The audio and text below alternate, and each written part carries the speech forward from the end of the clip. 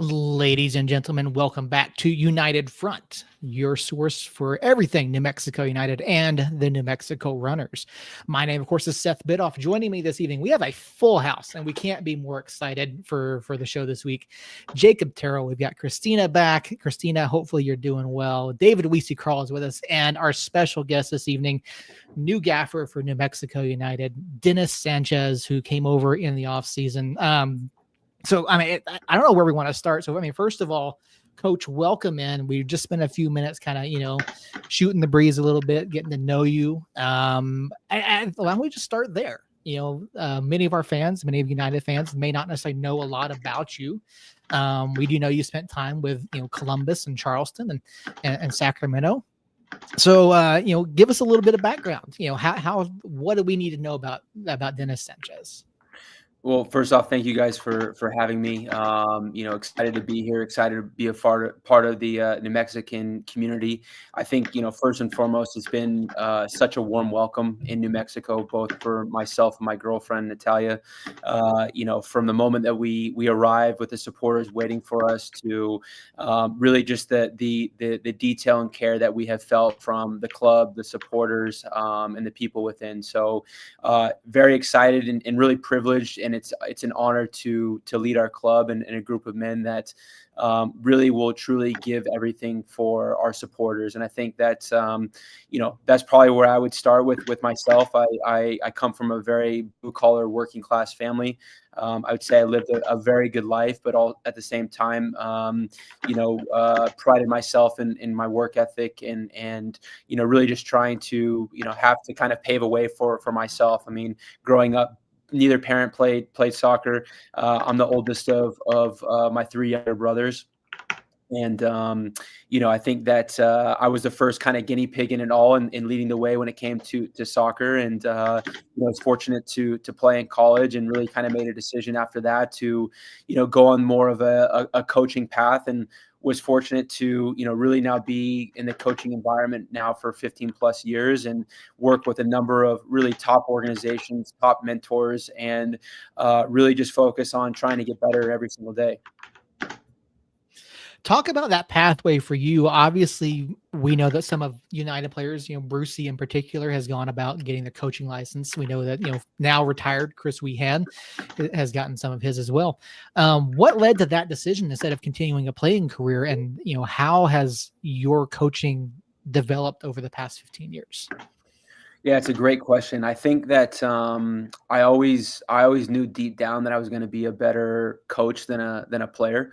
At the time, I remember visiting a couple of my buddies up in LA. I went to San Diego State, played there for 4 years, but a couple of my close friends had been drafted and were playing for, LA Galaxy and Chivas USA. And at the time, the minimum contract was around $11,000 a year, and these guys were working, multiple jobs and, really just trying to make ends meet. And I really felt like, I for some reason in my own mind, I didn't want to be a journeyman, and I have so much respect for those that do it. But, I really thought that if I could really build my craft and start to get, the experience needed to get into the coaching side, that, I was better suited long-term. And I think that, one of my first jobs with the Seattle Sounders went in as an internship that was only supposed to last 3 months and ended up being there for 5 years. And what a great first step into professional football. We won 3 Open Cups, Supporter Shield, to learn under Ziggy Schmidt, Brian Schmetzer, really the ownership group that was there, and look at not only what was happening on the football side, but how they connected to the community, the type of signings that they had, that they're bringing in, was a really first great experience. So, I think that's the beauty of soccer, that, there's not one perfect path that goes for players, for coaches. And I think that, what I've always, done is I've always been curious. I've always wanted to really try to, capture the best from all different coaches, and whether that's visiting clubs abroad or again being fortunate enough to have really good mentors, really just to try to kind of build my identity over the course of the years. And I think that's the beauty of football, is that there's a lot of different ways that you can win games, that you can play, and ultimately being authentic and being yourself is for me the best way to do it. Yeah, you talk about community. Obviously, that's a huge deal for here for New Mexico United, with all of the community ties and the Somos Unidos Foundation, and talk about what you want to bring into the club, the type of player you want to bring in, not only from an athletic standpoint, but also their community mindset. Yeah, it's a great question. I think Dave actually helped me quite a bit take a deep dive into really what it meant to be, not only a part of New Mexico United, but a New Mexican. And I think that, one of the things that I always try to do when I'm at a club is really connect our group to a higher purpose, and a lot of times, fortunately, we're able to connect to a community and supporters that are bar none the best in USL, and really, I can argue best across all of America. And so I think that first and foremost, we really wanted to connect to what does it take to be to play for this club. And if you look at all the ethos that were really here before I got here, that were created by my predecessors, I wanted to very much respect the foundation that has been built over the last really 6, 7, 8 years, but also add a little bit of my own way to it. And I think that one of the pieces that I felt like that I was really attracted to, that really connected to myself, was this idea that you have to be bold and brave. And I think that the one thing that you'll see, with the way that we play, we're going to make mistakes playing out of the back. We're that's very much a part of who we are, but we want to be in control. We want to be the protagonist. In order to do that, you have to be brave on the ball, and you have to be bold in the right moments. And I love that, there's very much this kind of chip on your shoulder of your I would say your normal New Mexican, that you have to go out and prove yourself, and really nothing is handed to you. And so again, that's how I grew up. That's how I want our team to play. And so how we connect those to our ethos and to really playing for a high purpose is really important. And to answer your question, that goes directly into the type of individuals that we want to bring in. I think working closely with Idamar, our sporting director, in the off season, again, we wanted to respect really the foundation and the locker room and the culture that had been built really over the past few years, and trying to complement our current locker room with individuals that will come in and really take us to another level and create good internal competition. But the first thing that we look at always is the character of the person, and we do a lot of homework, whether it's talking with different references. It's the football world is small when you get down to it, so you can quickly figure out what type of person they are. We do a lot of these type of Zoom interviews, and really just to get to know them as people and better understand what are their motivations. Why do they want to come to New Mexico United? I think that's an important question. Like, we want people that want to be here, and sometimes that works out, sometimes that doesn't. But typically when you find somebody that is, you catch them at the right part of their journey, they understand what it means to play for New Mexico United, what it means to represent our community, what it means to, play for our supporters. That's ultimately the people that we want to bring into our club. Yeah, obviously we had a pretty large group of people, large group of players already coming back this year that were already in place before you were put in place. How has been getting to know them and this beginning of training camp cycle gone, and has anybody stuck out or surprised you, and anything like that? Yeah, so I think really as from a coaching philosophy standpoint, I try to take as holistic approach as possible. So what I mean by that is it's the same thing that we're talking about here. Like, I want to get to know them as people first. So I was really intentional about that. It's not something I was actually afforded to do last season, just because of how quickly the team was put together in Las Vegas. But having a little bit more time this year, actually met for coffee with every player before we started up the preseason, and really just did a deeper dive on again, who you are, where you're from, what's your background, what motivates you, how do you want our relationship to be, what's the best ways to really maximize your potential. So for me, when you get to know the person first, that allows you to go deeper and understand that we take a very collective process, but at the end of the day, we're all individual people. And I can talk to you one way, but I need to talk to Seth one way, and I need to talk to Christina one way. And some people, you need an arm around their shoulders sometimes you need to be a little bit more firm. And so really trying to find that balance as a coach to again do what's best for the individual is really important. So wanted to really start right away with having individual conversations with the players.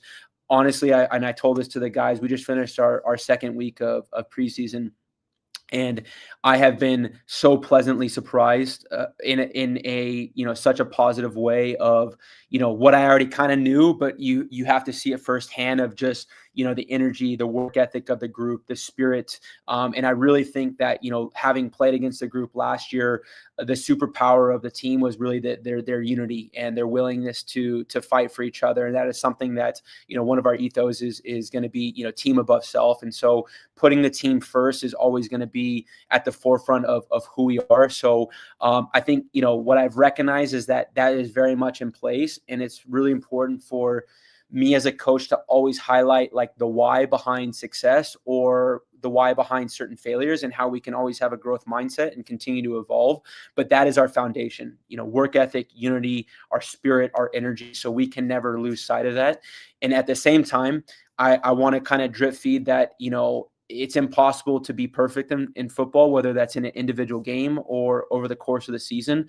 So how can they start to kind of, foresee when issues happen, whether that's, run a form or they make a mistake on the field, of how we can really start to kind of empower the group. I think we have a lot of really good leaders, but I want to ultimately empower them to make this their team. And I think that there's different stages of doing that, and they need to hear my voice early on. But at the end of the day, like if we can fast forward to, hosting the final at the end of the year, and, us being down in the 80th minute and having to find 2 goals, like there's a reality that these guys have to coach themselves on the field and problem solve and stay true to our identity. So, how can you deal with those moments is going to be really important as the season goes on. So, I mean, hearing you talk in the press conference and then right now and the speeches that social media has put out just little by little, it's hard for me to believe that you've only been a head coach for a year and a couple weeks now. What did that head coaching experience from Vegas last year teach you about who you were as a coach, and what were the biggest takeaways from your time in Vegas as a head coach moving forward?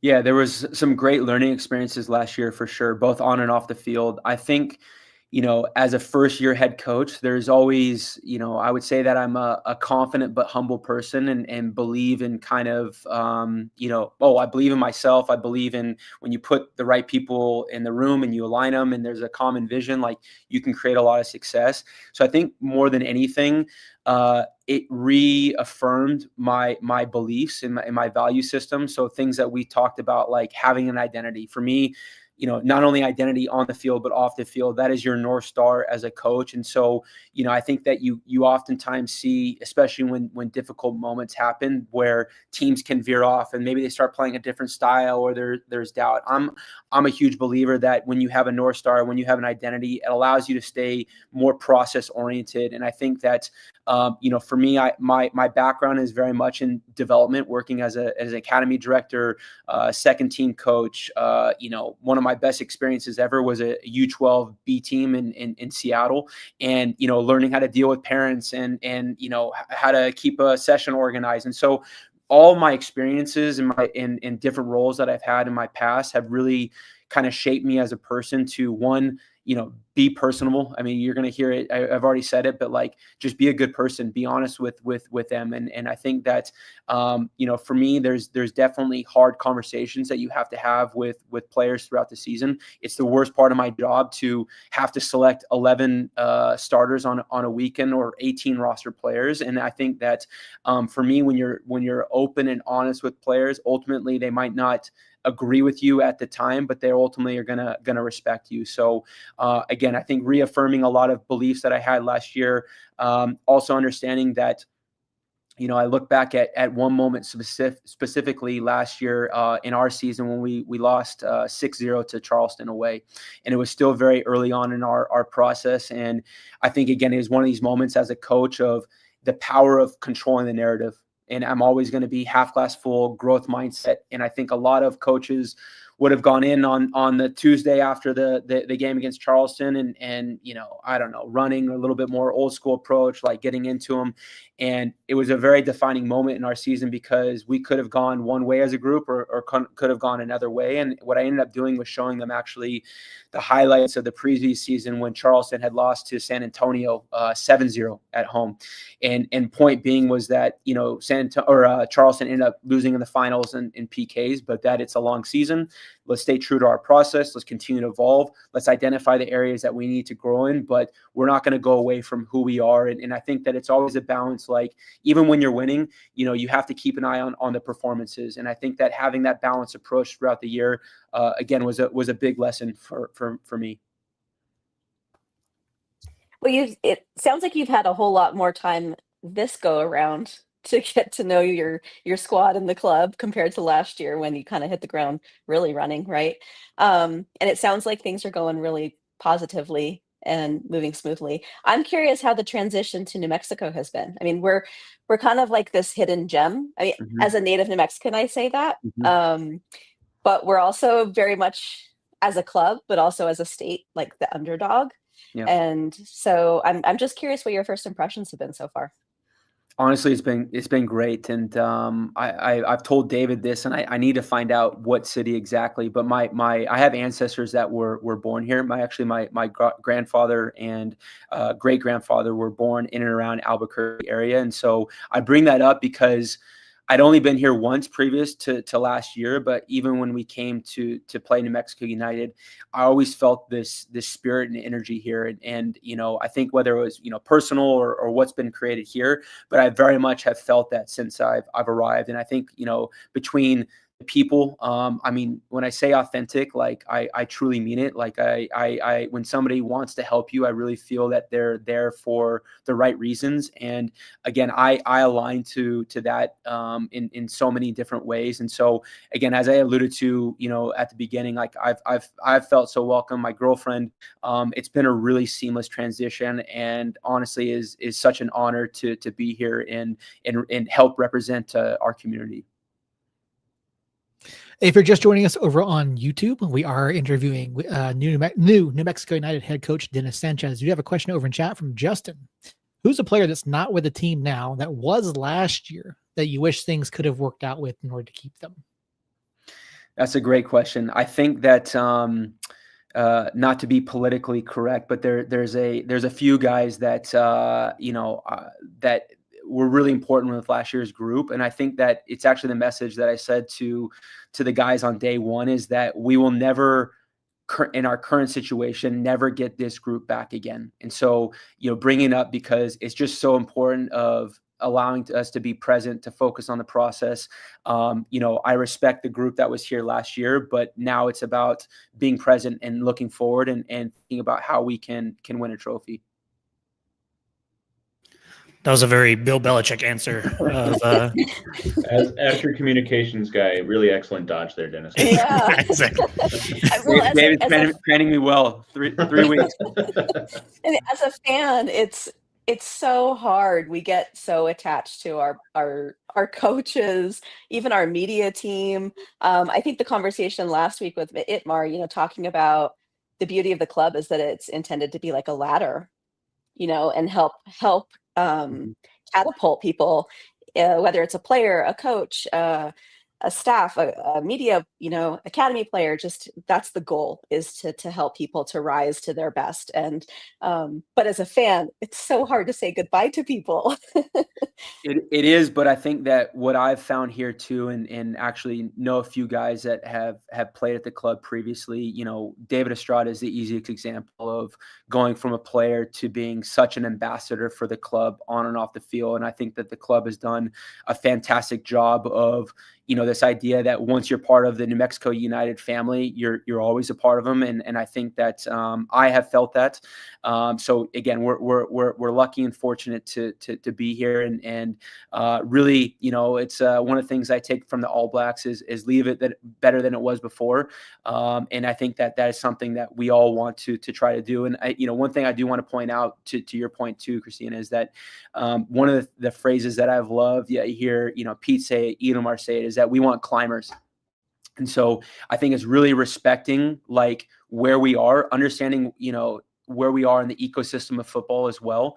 And also respecting where everybody is at in their journey. There's guys that want to be, at New Mexico United for life. And I have full respect for that and laying or setting their lives here. But we also have a number of individuals that want to achieve a higher level and I'll raise my hand that I want to coach at a higher level long term, but we also have to understand, and the only way that we can do that is through collective success. And I think that's part of giving up, being more selfless, giving into our egos at the right time can actually lead to more individual success. So we have a group of hungry individuals that want to do well for the team, but that are also ambitious in their own right. And I think that's something to fully respect and bring about as well. A fair amount of your background is within the academy systems over at Sacramento and with Columbus. Obviously, New Mexico United has made a huge foothold with the academy here. Mm-hmm. You've seen guys like Christian Nava and Jackson Dubois come up and sign professional contracts on that pathway to pro. Talk about your vision for the academy and working with David Estrada and continue to build up, from basically the ground level and bringing these guys up following that ladder. Yeah, a great question. I think that first and foremost, I've been at clubs and seen what it can do for a community, whether it's, a player coming back that's from New Mexico and representing New Mexico United, or a young player coming through.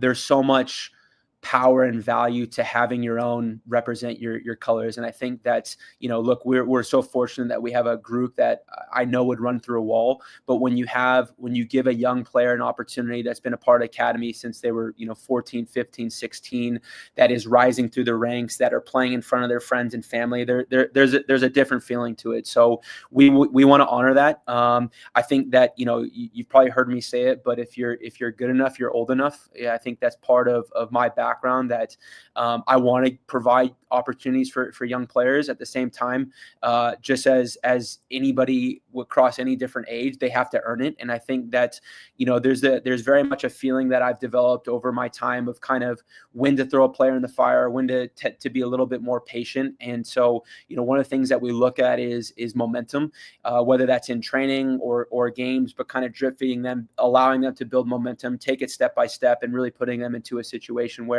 they can be successful. Of course, there's always going to be a big jump, but it's been great working with David Estrada.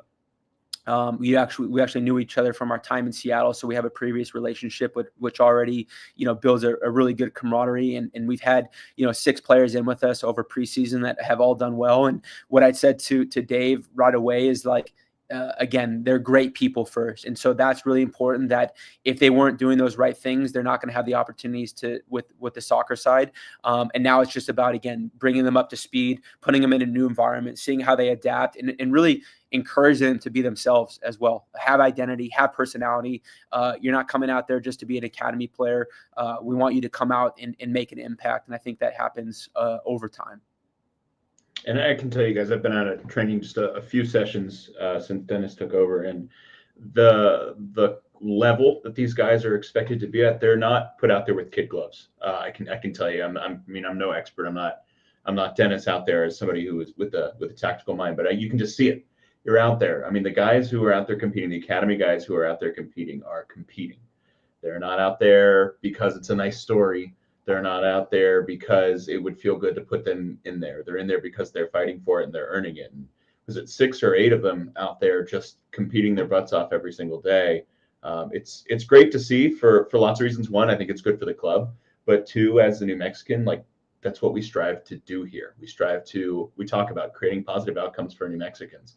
That is a positive outcome. Whether or not those kids, guys, young men go pro or not, that's another conversation. Maybe some of them will, maybe some of them won't. But to have the opportunity, not just to become better players, but to have that responsibility put on each of them, to have those expectations put on them, and to meet those challenges is going to be good for them in life, no matter what happens.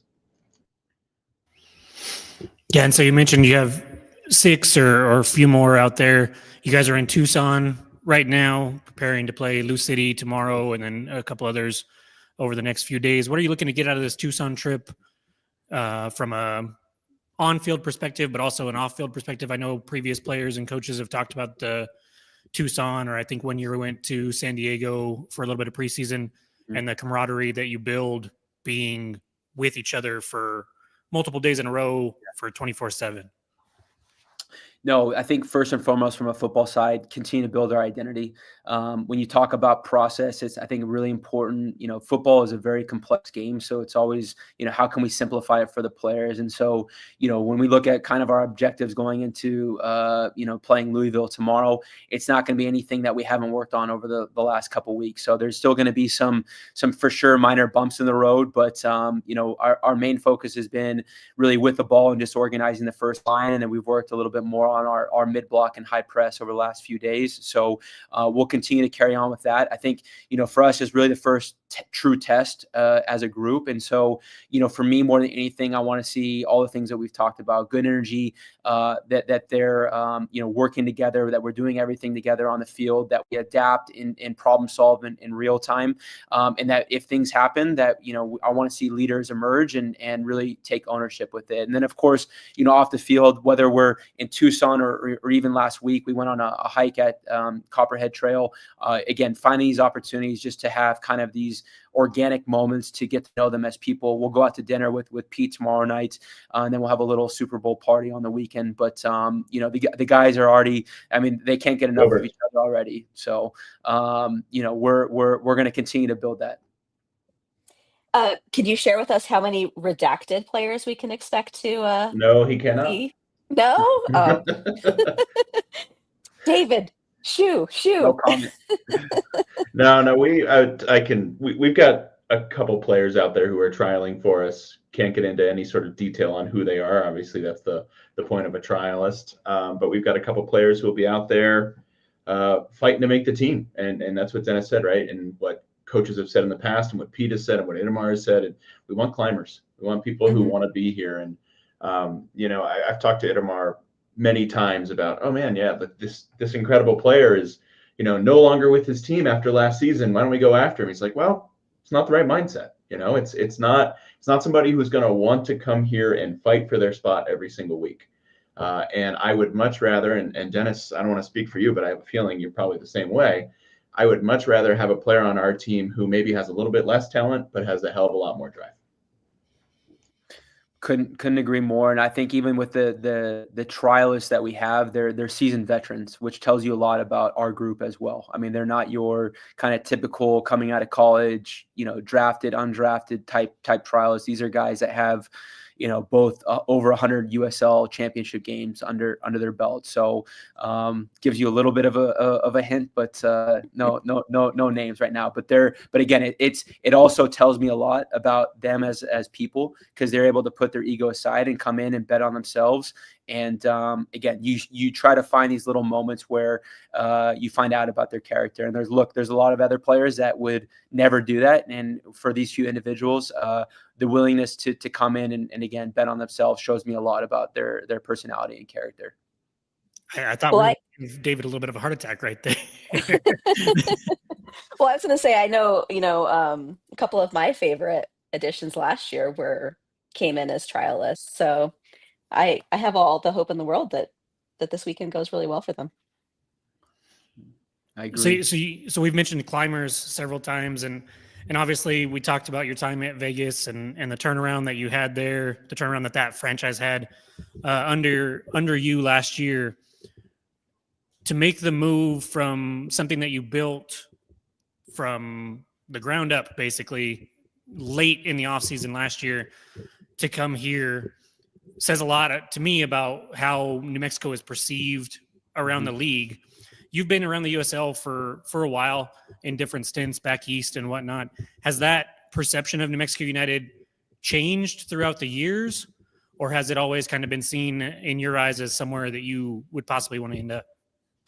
Yeah, it's a great question. I think that my first experience in USL was with Sacramento. Actually, as they were going to go into MLS, but very much a part of it with when they were in USL. And then actually my first true experience with New Mexico was in Charleston, because Rob Salvador is very close with Pete, and so you kind of, again, it's whether it's directly or indirectly, it's a small world. And so, I have a lot of respect for Rob and what they've built in Charleston. And so, you kind of hear things about whether it's the owner and now I've known Idemar now for 5 to 6 years. And you can see it from afar. And then honestly, this year coming to play, at the lab twice, like feeling the energy, feeling the crowd, it's something that I've craved. And again, I've been fortunate to, be in organizations where, whether it's Seattle or Austin or living in Liverpool, like when you're in a football culture, it's such a unique feeling to have. And so, look, I had no intentions of leaving Las Vegas in the off season. There was a really good foundation that we were building there. But when Idemar called me, it definitely sparked my interest. And then the more conversations we had and the more I looked into things and, really looked at, really from a club perspective, but also the team, the spirit of the group, their superpowers, it was an opportunity that I couldn't pass up. So how was it having to tell Joey Batista, MLB legend, that you were leaving? Not easy, not great. But at the same time, I think Jose similar respects that he also wants climbers in to a certain extent. So that was something that we had discussed, as I was going through the interviewing process there. So he handled it in a very professional way and was very respectful of me wanting to come to New Mexico United.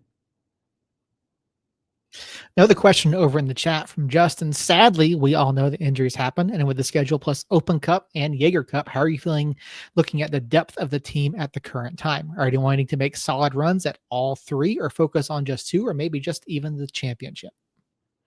So first off, the depth of the group is in a really good spot. I think we're building off a really good foundation from last year. We've added some really key pieces that are going to create more internal competition, and really the objective is that we want to have really seamless transitions when we rotate players. And it's one of the things I'm actually most proud of last year in Las Vegas is that out of 37 games, we had 33 different lineups. And look, some of those happened for different reasons, but when you talk about this collective process, I think that you have to honor that. And of course, guys have to be deserving of opportunities, but I want to rotate with intention to keep the group involved throughout the year.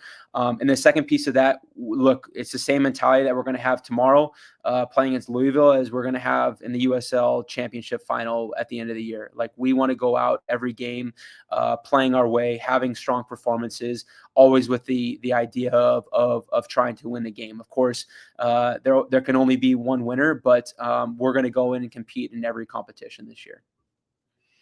We've talked a little bit about the academy. We talked about the guys who came back from last year. Let's talk about some of the new faces that have been brought in so far. We talked to Idemar a couple of weeks ago, who said that Fernando was high on your list. We've also seen the signing of Mackenzie Gaines. Mm-hmm. What do these guys bring to the club, and how do you expect them to fit in with the guys that were already here? Yeah, I think that from a personal standpoint, again, all really good people that we've brought in. I'd also throw Marlon Vargas in there. I know he came in at the end of last year, but making that official was an important move for our team as well. And so, again, we're making sure that we're bringing in good individuals first. You've seen a really seamless transition for a lot of them. I think with the way that I like to construct a roster, and the same as Idemar, versatility and really tactical flexibility is really important. So if you look at all the players that we have brought in, Mackenzie Gaines can play really, on the left side and the right side. He can even play as a striker, can play inside as a 10. Fernando is comfortable on the left and right side. Thomas Pendeka can play as a 6, and 8 actually can play out wide as well. So, I think that you wanting to have tactical flexibility is really important as a coach. I know we're still looking for a few pieces, but one of the biggest lessons I learned last year, and it was really done because it had to be done, is it's okay to be patient. There's still a lot of players that are out there that are, whether they're in MLS environments or haven't been signed officially or need loans. There's always that level of not having a complete roster, but doing that intentionally. So again, I think we have a really good foundation. All the players that we've brought in are going to make an impact for us this year. And, now it's really just about, again, getting them up to speed with our identity, making sure that their families are settled off the field, and really going into the season, fully ready to go. To kind of build off what Jacob asked earlier about, building from the ground up in Las Vegas to now coming here. Vegas had a record year last year. United had a record year on a number of fronts last year. How do you continue to build upon that? I mean, the club finished in first place in the West. Now, we didn't get the results we wanted in the playoffs, obviously losing to Vegas. But how do you continue to build upon that and grow the stature of the club? Yeah. First off, pressure is a privilege. I think that what you see in myself, what you see in the group is that if there is any type of, what's the best way to phrase this? There is zero complacency in the group right now. If anything, I feel like there is even more hunger because they got a taste of it last year. Part of my messaging from our staff to the players is that there's going to be no surprises this year. There's not, all of a sudden New Mexico United's in first place and, we can kind of, surprise team still. Is like, no, we're going to have a target on our back. This is the beauty of sports in general, that you have to evolve every year. And so I think that building upon the foundation, I said it earlier, of like, what was the why and what was the reason behind the team's success last year? Don't lose that. Make sure that we have, again, good camaraderie, good team spirit, that we're working our asses off every time we step on the field, that we're playing our way, that we're hungry. Like, don't ever lose sight of those key values. And I think if we do that and continue to, again, evolve in different areas, we're going to be in a really good spot going forward. So I want to ask, and I know it's something that's come up on social media a bit. What happened in stoppage time of that playoff game? It's the oldest trick in the book. Sneaky 12th player on the field. No, look, that moment was chaos for everybody. The timing of the goal. Both teams were making 3 subs at the same time. I feel for the fourth. I guess the only saving grace is, fortunately for both sides, nothing happened during that period. It was actually one of our players that came over to the sideline during that moment and told me that we had 12 players on the field. So we quickly notified the fourth. And then I guess the only other saving grace is actually just this past week in Holland, in the top division there, it happened. So it's not just Las Vegas. It's not just USL. Like, this happens or has happened in other places. But no, I'm glad nothing happened in that moment. You feel for the fourth official. You feel for us? I mean, come on. You say nothing happened. Hold on. You were seeing out a lead there. Nothing happened. Get out of here. If it makes you feel any better, we had never worked on that in training, so it was the first time. It doesn't.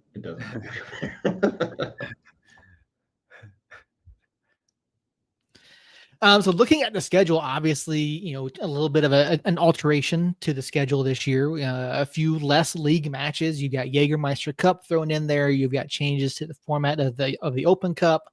And things are going to get going here pretty quick. One significant change is not quite as many midweek matches this year. From a tactical standpoint, from a training standpoint, how does that benefit you as a coach and benefit the players in preparing?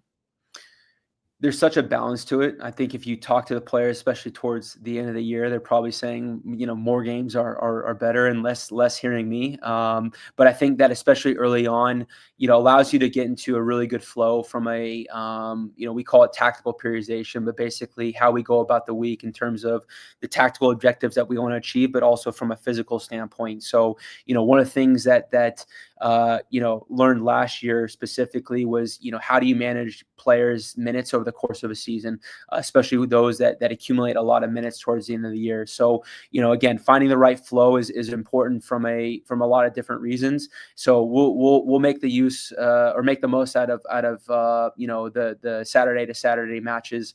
Allows us more time to, again, focus on ourselves, prepare for the opposition.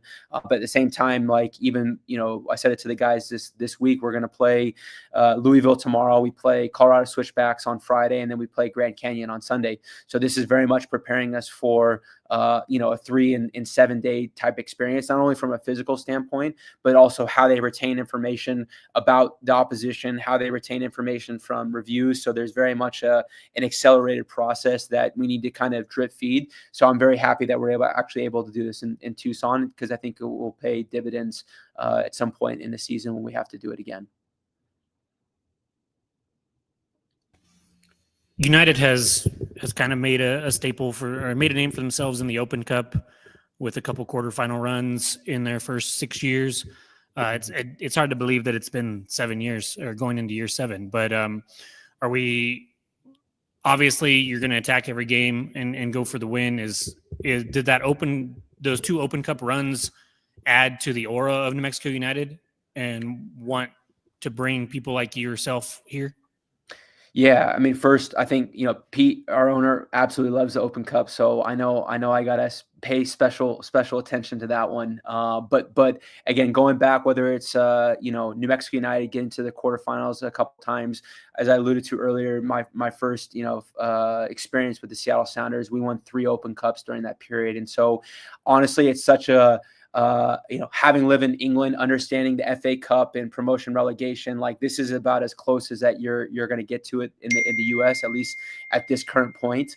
We're going to respect it, and I think that to be able to again compete for a trophy, I think, correct me if I'm wrong, David, but I think we go into the round of 16, if I'm not mistaken, or round of 32. Third round, yeah.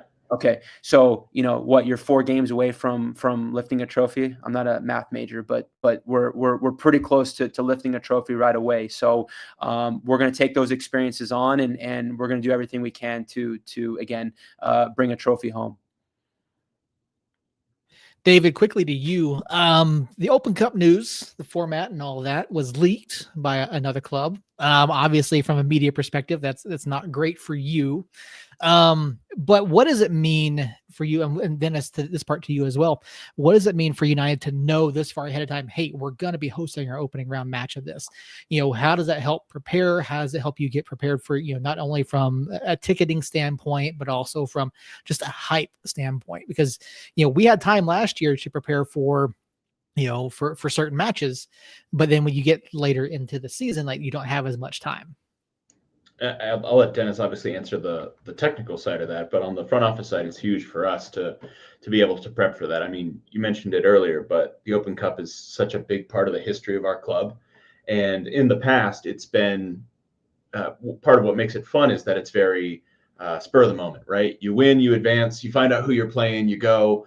We try and get a bus to go to Dallas. We try and get a bus to go to Denver, or a plane to go to Minnesota or LA. And that's part of the fun of it.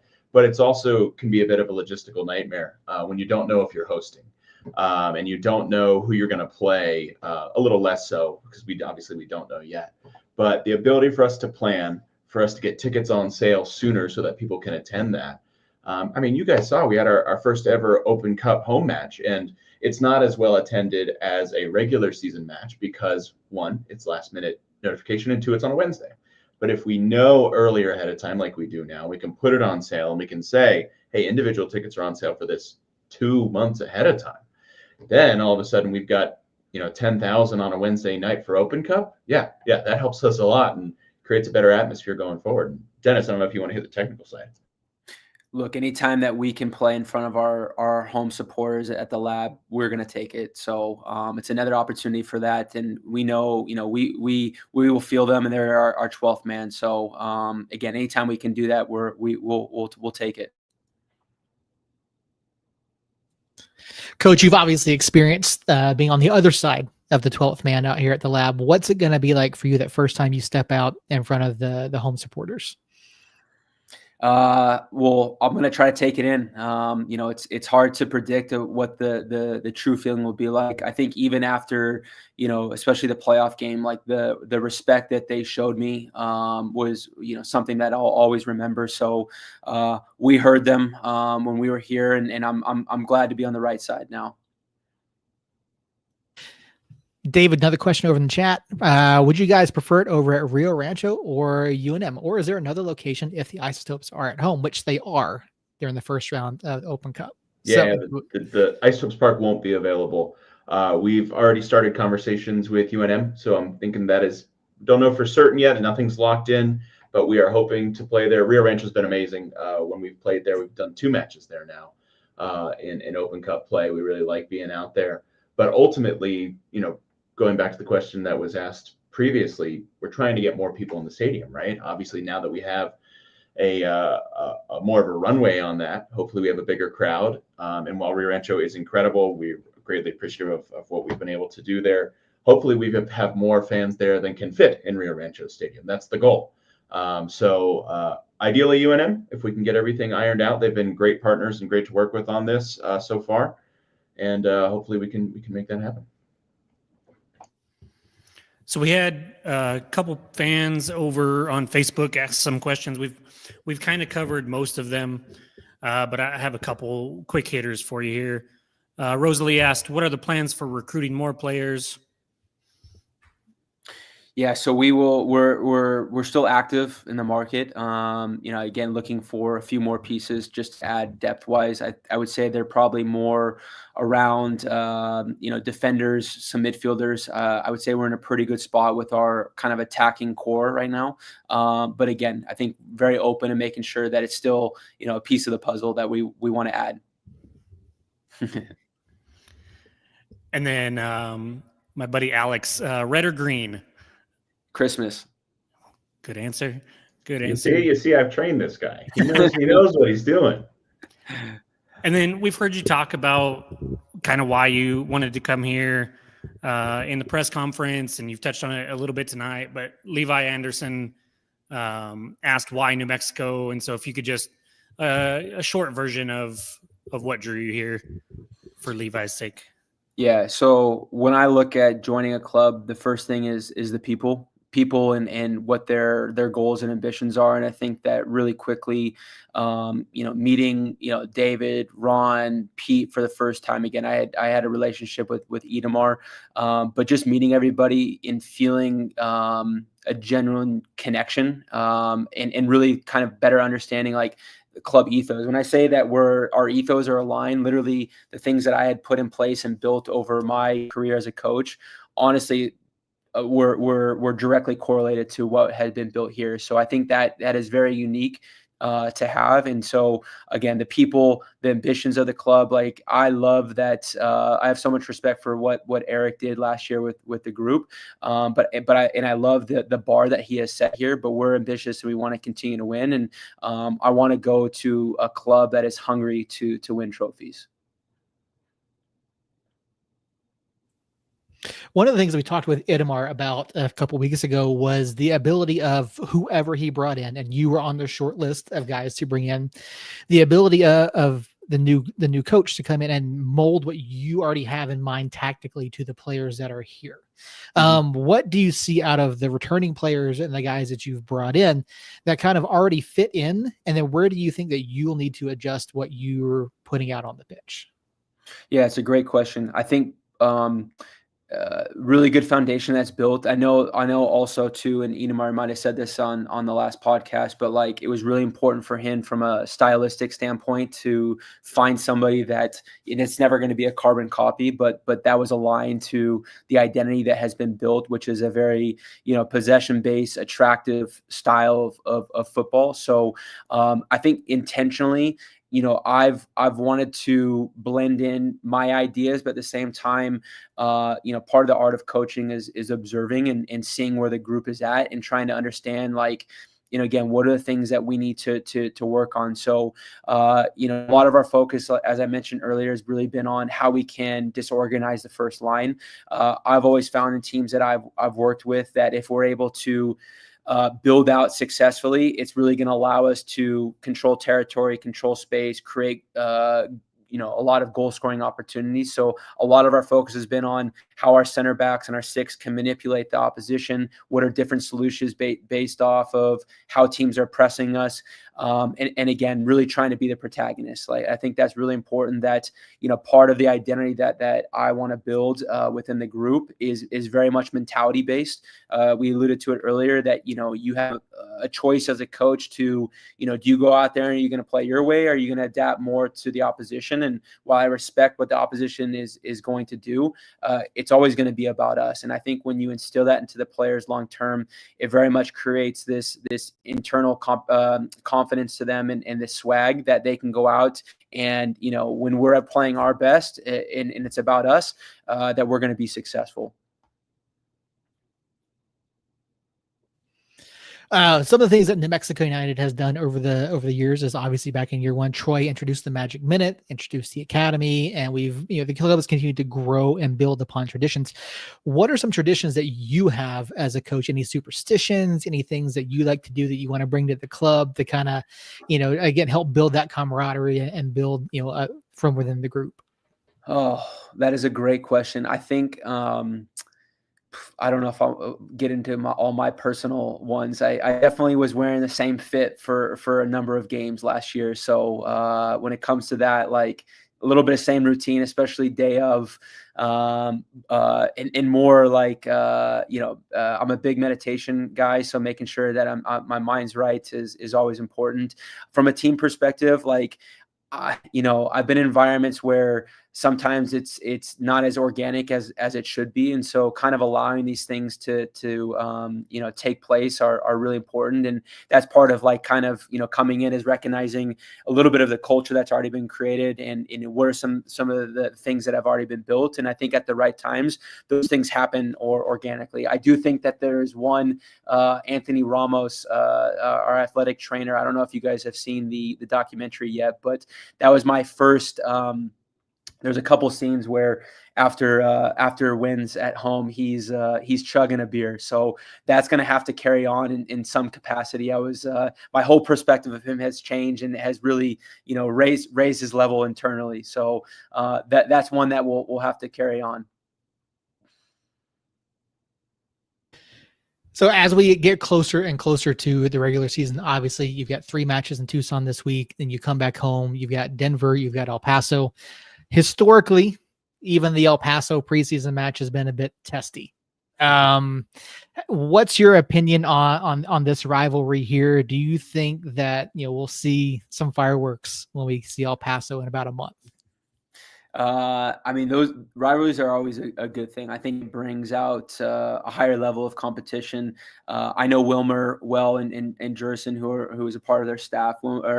Jerson and I worked together last year in Las Vegas. So again, I have a lot of respect for who they are, and there's always humility in when you're approaching games in opposition. But we're going to treat it like the rest. We're going to find a way to win.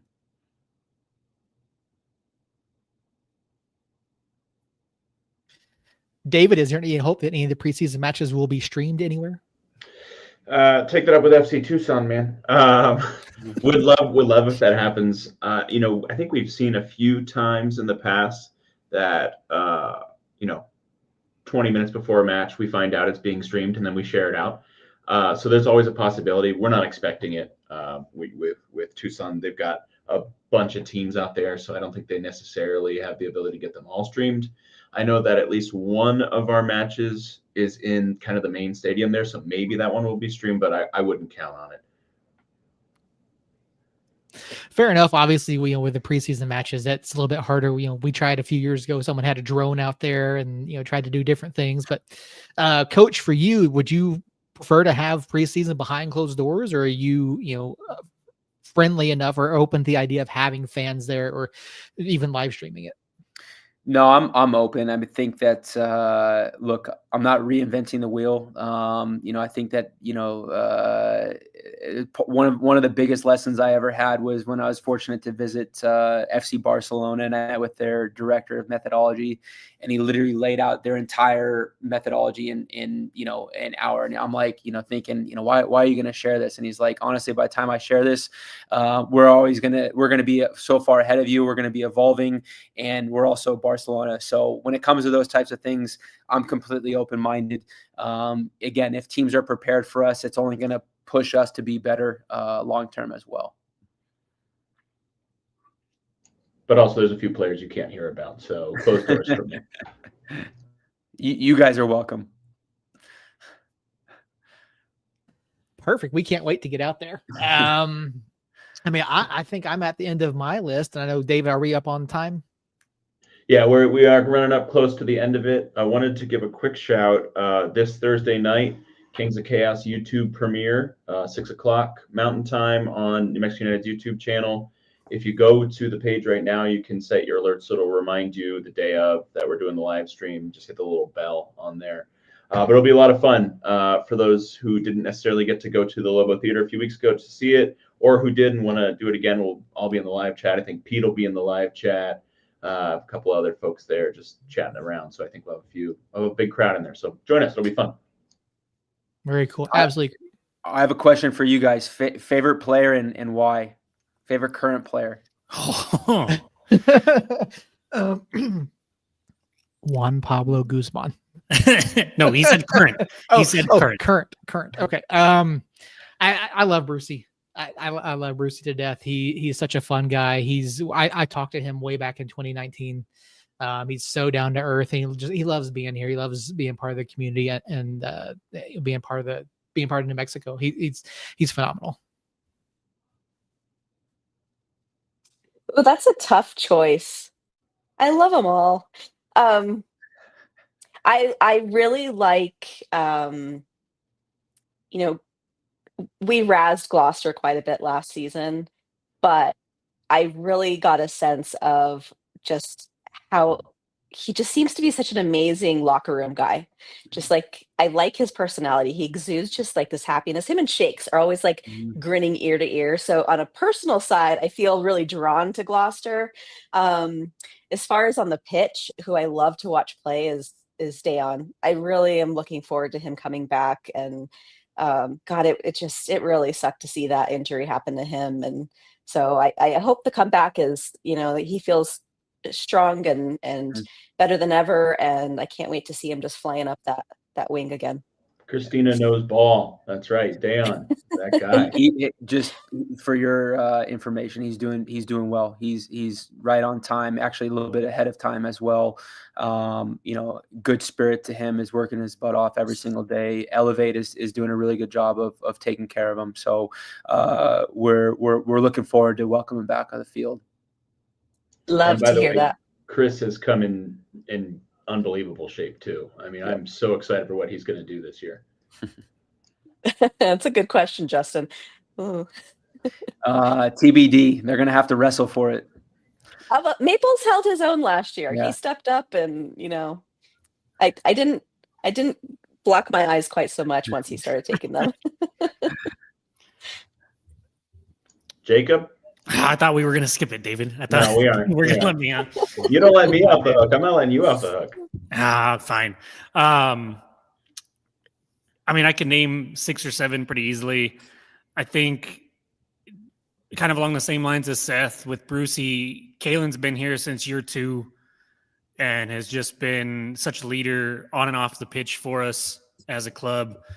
And so on a personal level, just personality wise, I think Kalen is a hell of a guy. And I'm glad he wins the title with Real Monarchs in 2019 and then jumps over here and we've still been able to hang on to him. And he's had some injuries on the pitch the last couple of years, but that'll bring me to my second guy that I'm going to mention because I can't name one. I just can't do it. Talon Maples, man, Christina alluded to the trialists last year. He was one of them. He comes in kind of as an unknown. He starts match day 1 and then proceeds to play the most minutes on the team throughout the year. He had the one gaff where he picks up a ball that was still in play inside the box. But other than that, he was as close to perfect, I think, as a center back can get and just really stepped up and improved a back line that I think everybody last year was worried about going into that portion of the season right after preseason, because we had Ryden and Seymour and then the 2 trialists, and we didn't really know a whole lot about him. And so he, as far as what I've seen from last year to this year, he's impressed the hell out of me. And had you asked me 2 weeks ago, it would have been Nanan Hosu as far as on the pitch, but there's just too many names to pick just one. And I mean, Akale Hurst has been fantastic. It's a good group. I hear you. It is. And when I can't speak to Seth and Christina, but from maybe for like a week around Christmas time, I don't think about United on a daily basis, but obviously, even then, I mean, you got announced on Christmas Eve, so we did an emergency pod the Thursday after Christmas, the day after Christmas, and so it's pretty much 24/7, 365 days a year that I think of New Mexico United and have for 7 years now, going on 7 years now, and so I mean, I could sit here and name favorite players from the past. I could sit here and name wish lists of who I'd love to get in the future. Academy players. I met Ivan Moore at a concert a couple years ago, and he's impressed the hell out of me, and I can't wait till he gets a little bit older and can possibly come play for the parent squad. And so just a ton of names out there floating through my head right now. So I appreciate you putting us on the spot for once. Nobody really does that, and so made me think. I appreciate it. No problem. All right. Well, I think that's going to just about do it for us this evening. I know Coach has got to get out of here. So, Coach, thank you so much for being here. We do appreciate you, coming in and taking the time and sitting down with us. And I know I've learned a lot this evening. I know that there's a lot of great information and a lot of great things that I think is going to resonate with the fans. So yeah, we appreciate it. David, thanks so much for helping us do this. And Coach, we'd love to have you back on some point after the season starts. No, thank you guys for having me. Would love to. Thanks, guys. Appreciate you. Thanks guys. Thank you. See you.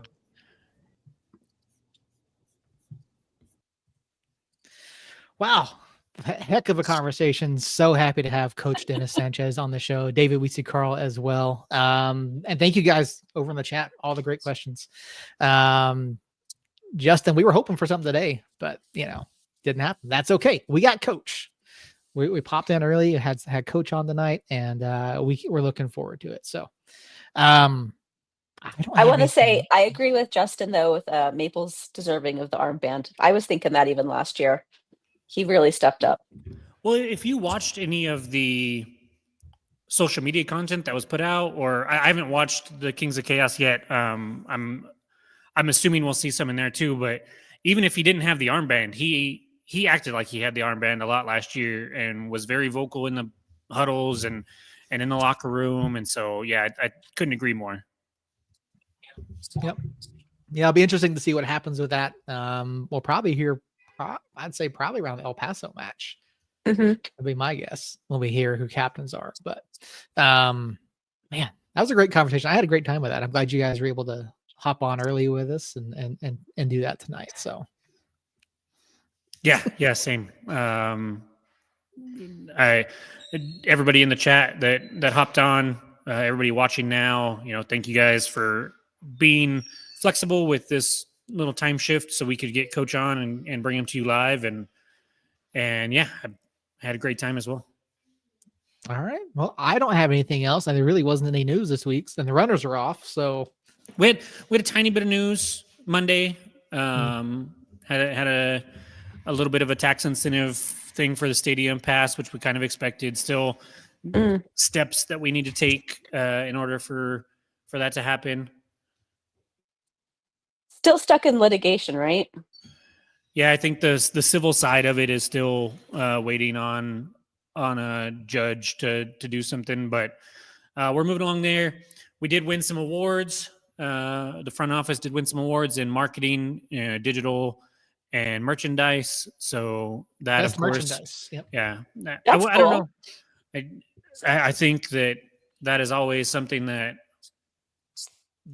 we've always said, is that the front office is one of the best in the league. And so it was nice to get some accolades from the USL for that. And I think they did like a starting 11 theme, and they picked 11 topics, and we won 3 of them. So can't beat that.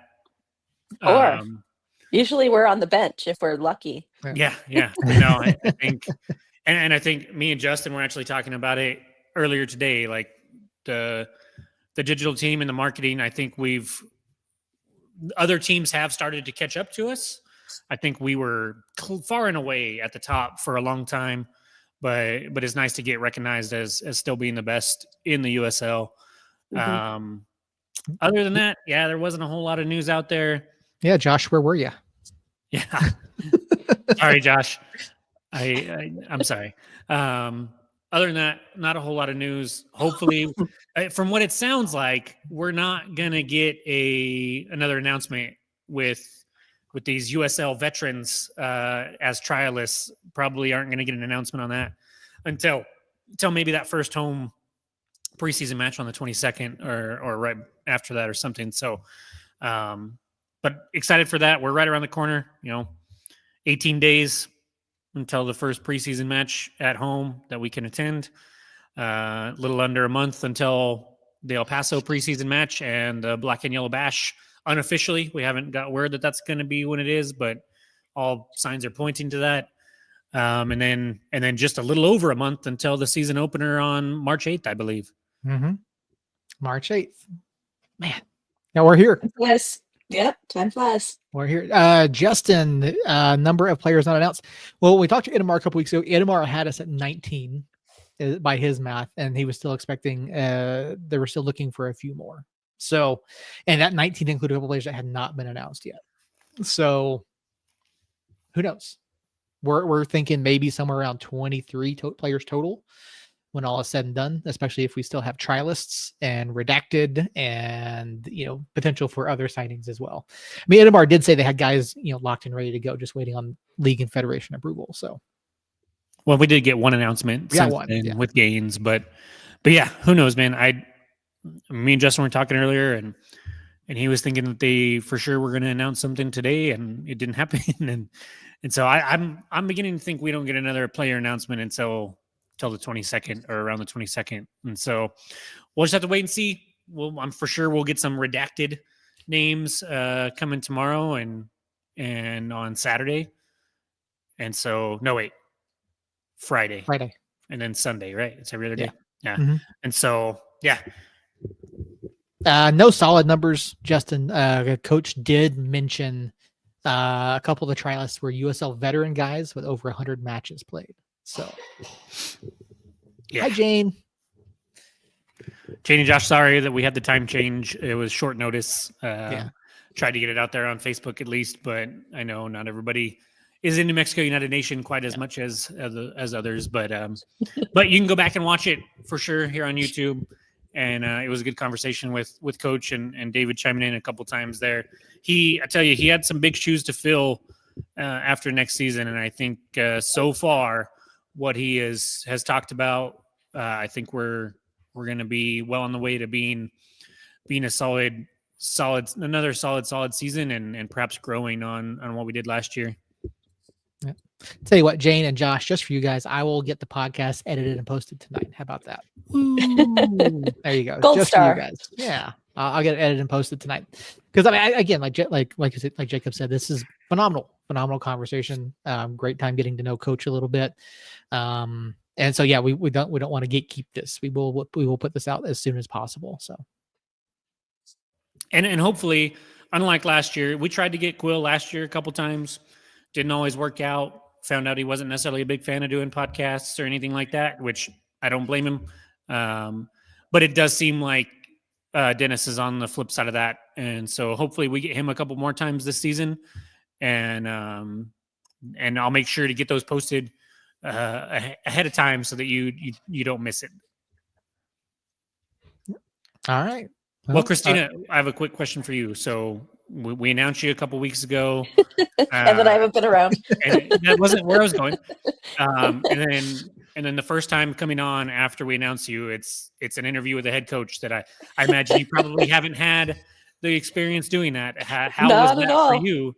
And are you excited for more things like that in the future? Right. Oh, talk about, I was texting with my sister a little bit. I was like, I'm not an interviewer. So I appreciate you guys holding down the front there with that.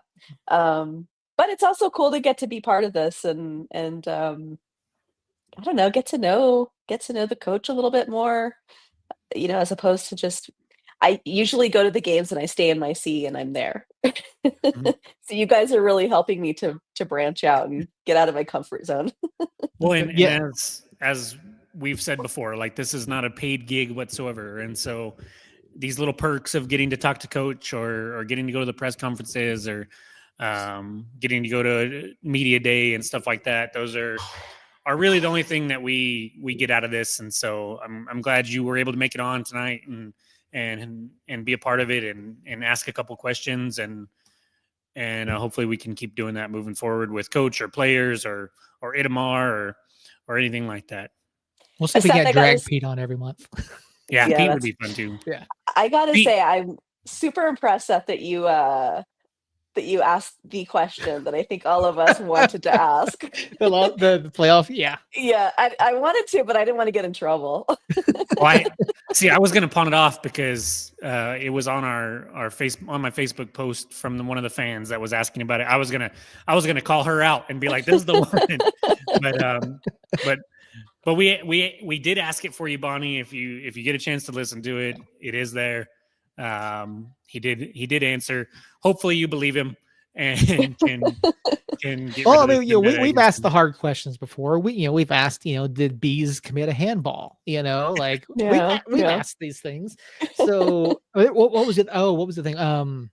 We actually, so I personally know one of the referees that we've had in multiple matches, and we've been able to get media questions to said referee. Can we get him on the pod? Maybe I can. Oh, that'd be fun. And I'll ask not, him if we can. Not like after a United game to like burn him about that, but just ask him about refereeing in general. I'll see what I can do. But the match last year where Brucey was called offside. He was on a break. Clearly, we asked because everybody saw it. Everybody knew that Brucey was on. We asked, and we found out that what happened was someone on the sideline was yelling that he was off, and it came through the headset of the AR. And so the center thought the AR was calling him off. No. Yeah. Someone on the sideline was yelling that Brucey was offside. Yeah. So we got the full story out of that one. Just Harry, like that, I'm mad all over again. Harry, glad you made it out of hair and makeup. Yeah, we're ready for you. Andres. I'm surprised, Harry, that it didn't take longer.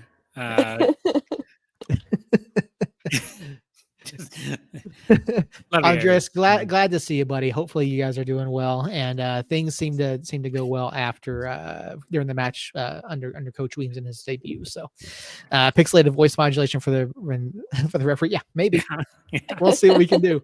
That'd be fun. It could be like those filters. It could be like a talking soccer ball or something. We can do that. And Christina, like you said, you're not an interviewer. So the first time that I ever interviewed or asked a question of Troy back in 2019, I was sitting in the post-match presser, and I'm sitting there, and I was incredibly nervous. I was incredibly nervous because I'd never done that before. Like, I'd always wanted to do it. I'd always wanted to be on broadcasting, but I had never had the opportunity to interview a coach. So that first question, I was so nervous. I was afraid I was going to stumble over my words, but I got it out. And Troy being Troy, Jacob knows the answers that Troy gave us. Troy gave us a very Troy answer. But after it does get easier, and it is one of those things. And I've already talked to David. We're going to have you at the matches. We're going to get you going and get you fully involved. If we can pull her away from her, if you can convince me. Yeah. Well, my I mom will say, and though, sister will be out of the country for our first home match, so that'll be an easier match to pull me away. Yeah. I will say I still struggle sometimes with getting nervous and stumbling over words in pressers and stuff like that. So it does get easier, but I think it's fun to have that adrenaline pumping and the nerves going and stuff like that. And so yeah, I did some prep work today. I was able to get some prep work done, and glad that we can have them on.